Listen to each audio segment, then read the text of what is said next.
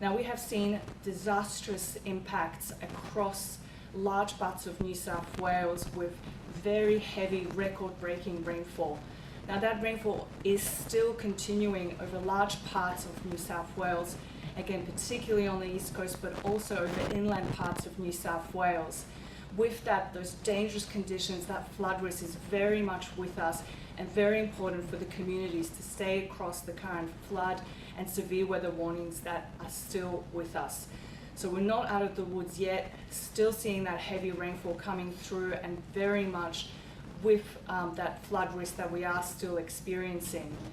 Now, the impacts on the mid-north coast in particular, where we've seen the heaviest rainfall there, a couple of locations have actually recorded over a metre of rainfall.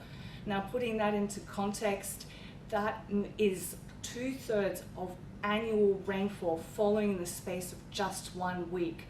So it just gives some sense of just what kind of rainfall is leading to these disastrous conditions.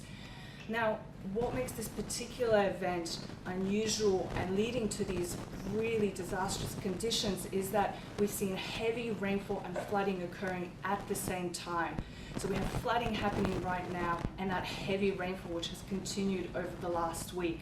So this makes it particularly unusual and a very dangerous situation that is still very much with us. Now, we are seeing the rain band that's moving across the state, also bringing rainfall over inland parts of New South Wales. So the northwest slopes and plains, we've seen some very heavy rainfall there, around 200 millimetre mark for some location. That is 4 times the monthly average falling in just 24 hours. So again, it's not just the east coast, but also those inland northwest slopes and plains, northern inland areas that are also experiencing flood risk and heavy rainfall. That rain band is currently moving across the state and a low pressure system will be tracking to the south coast.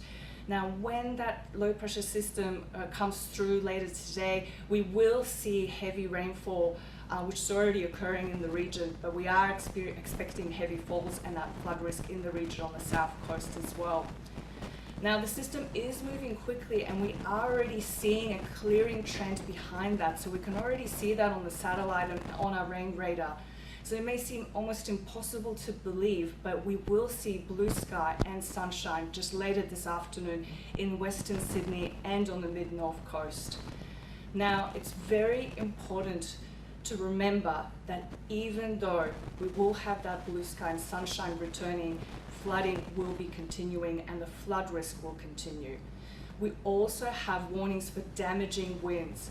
And with everything so saturated, it really won't take much to be bringing down potentially trees, which can block roads, take down power lines. So again, it's really important to be aware of not just the flood risk, which is very much a key focus, but also those dangerous conditions on the road.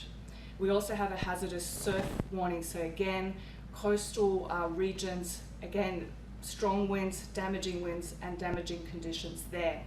But again, expecting that clearing trend and the return of some blue skies and conditions, but again, keeping alert even though we will see those clear conditions